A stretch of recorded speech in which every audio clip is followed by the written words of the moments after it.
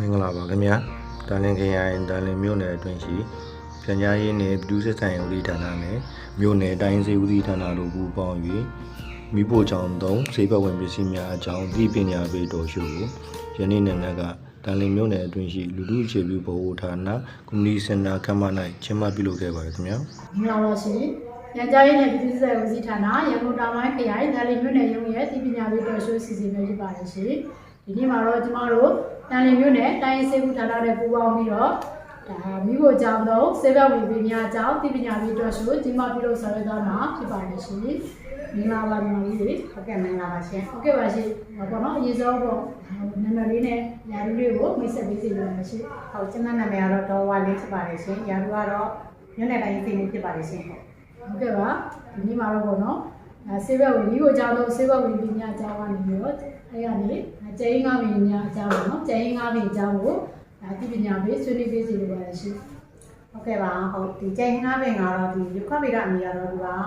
ကမော်ရီကာချန်နဒီယာလို့ခေါ်ပါတယ်မျိုးရင်းကတော့ကုကာပီပီဖေးပါအင်္ဂလိပ်နာမည်ကတော့ပစ်တက်ကတ်လို့ခေါ်ပါတယ်သူ့ရဲ့ဒီအလုံးကြီးပုံများတော့အများကြီးရှိရပါတော့ပထမဒီကျင်းငါးရီပင်မှာရှိတဲ့ဒီကျင်းငါးရွက်ကိုဟင်းလျာဖြစ်လို့ရဒီကချက်ပြစ်ပြီးတော့ဆောက်လုပ်ကြတဲ့ဟင်းရွက်မျိုးဖြစ်တယ်ဒီကျင်းငါးလေးကို6လမ်းပြီးတော့တွေးလင်းပေးခြင်းဖြင့်ဒီလေဘင်းရောင်တဲ့အနာတွေကိုဒီတိုင်းဖေးအနေမှာဆိုပြီးဒီကတက်တာပြတ်ပေးစေတယ်။အဲ့တော့ကျတော့မူးမော်တာဖြစ်မယ်ဆိုလို့ရှိရင်ဒီကျင်းငါးရွက်ကိုပွတ်ချပြီးတော့ရှုပေးနိုင်ပါတယ်။ဒီဖီချိုယောဂအတွက်ဆိုလို့ရှိရင်လည်းကျင်းငါးလေးတက်ထူကိုလက်ဖက်ရည်ကိုသစုံစာနဲ့လည်းညတောက်ပေးနိုင်ပါတယ်။လို့ရှိရင်ဒီဖီချိုယောဂကြောက်ဖို့ရအတွက်ဒီကျင်းငါးလေးเนาะအစိတ်ထုတ်ပြီးတာကျင်းငါးလေးเนาะအဲ့ဒါကိုအ6လမ်းပြီးတော့အမှုတ်ပြုပြီးတော့ဒီလက်ဖက်ရည်စုံသစုံစာကိုလည်းသစုံစာပေါ့နော်လက်ဖက်ရည်စုံသစုံစာနဲ့ညနေ့စဉ်တောက်ပေးနိုင်ပါတယ်။ဆိုရှင်ဒီကျင်းငါးပင်ဆိုလို့ရှိရင်သ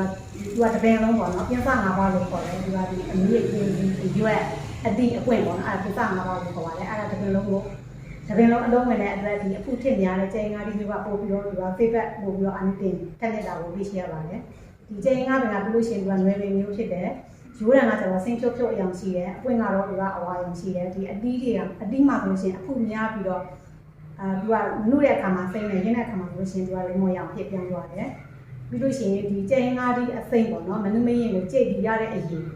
တိုင်းစိမ့်အနေနဲ့ဆိုရင်တတူရီလို့ခေါ်ပါတယ်အဲ့ဒီခါကိုဟင်းသားဆုံးတစ်စုံစာတစ်နေ့လေးနှစ်ကြိမ်ပြီးအစာမစားပြီးတောက်ပေးနိုင်ပါတယ်ဒါမှမဟုတ်အတိကိုပပလေးလွာပြီးဒီတလက်6ခံထားပြီးကျင်းငါးဒီအမှုကိုတစ်ချိန်လေးတစ်ဖက်သားဆုံးတစ်နေ့ပေါ့နော်တဝက်တစ်ဖက်သားဆုံးတဝက်တစ်နေ့နှစ်ကြိမ်နေ့စဉ်တောက်မယ်ဆိုလို့ရှိရင်ဒီကလည်းကပြောလဲပြချိုယောဂကိုတက်တာပေးပါတယ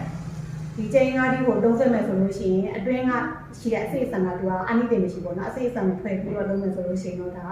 နောက်ကျောတက်တာတွေပါလေသူကတက်တာစီပါတယ်နောက်တစ်ခါဒီအနာရီမှာဆိုလို့ရှိရင်သူကမန်းလိုက်တယ်ပေါ့နော်ရောင်းနေတာပေါ့ပြီးလည်းမတည့်ပဲနဲ့ရောင်းနေတဲ့အခြေအနေတွေမှာလို့ရှိရင်ပြီးတွေးတွေယူစီနေတဲ့အခြေအန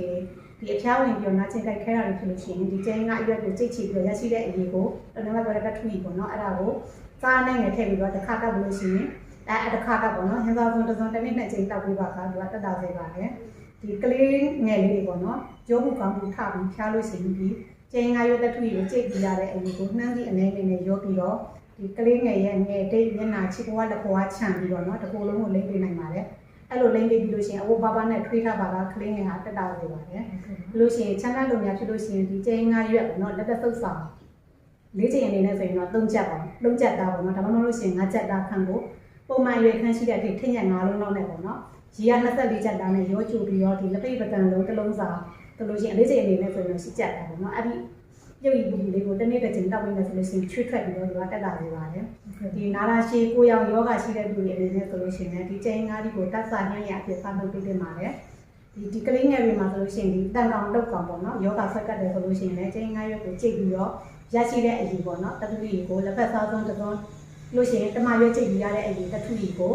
တစ်ဖက်စားဆုံးတစ်စုံစားပြီးတော့ဆက်ပြီးကြားရီခင်းစားဆုံးတစ်စုံနဲ့တင်းစိတ်တွေတက်ပြနိုင်ပါတယ်အဲ့ဒါဆိုရင်ကလေးတွေကိုတန်တုတ်ကြတယ်ပေါ့နော်ဒါတော့ကတော့တဲအားရွက်တယ်ဘာမှမဟုတ်အတီးကိုကြိတ်ပြီးတော့လက်ရှိတဲ့တက်တူရီကိုအဲ့ဒီနည်းနဲ့အတူတူပြီးတော့နောက်ပြင်ကြိုက်တဲ့အစ်နေရာတွေမှာလိမ့်နေမယ်ဆိုလို့ရှိရင်ဒီအစ်နာတွေကြိုက်တာတွေကြောင့်လည်းသူကတက်တာဆိုပါလိမ့်ရှင်ဟုတ်ကဲ့ပါရှင်ဟုတ်နောက်တစ်ခုကဒီကျင်းငါးပင်နဲ့ပတ်သက်ပြီးတော့သူတွေနာတွေ့ရှိချက်တွေဆိုလို့ရှိရင်ဒီကျင်းငါးပင်မှာရှိတဲ့အစိတ်ပိုင်းအားလုံးမှာဆိုလို့ရှိရင်တွင်းတကြားတက်ကိုလည်းကြောက်တယ်တဲ့တက်ပစ္စည်းတွေပေါဝင်နေမှာเนาะဒါကြောင့်ကျင်းငါးဒီကဝိကျူစီကျူပမာနဲ့ရောကြောက်တဲ့အန်တီတင်ရှိကြောင်းနဲ့ဒီဘိုးတွေရဲ့ပေါက်ပွားမှုကိုဟန်တာနိုင်ကြောင်းတွေ့ရှိရပါတယ်ဘိုးတွေပေါ်ဆိုတာအန်တီဘက်တီရီတွေတို့အဲ့လိုအန်တီတင်ရှိရပါတော့เนาะနောက်ကျင်းငါးဒီ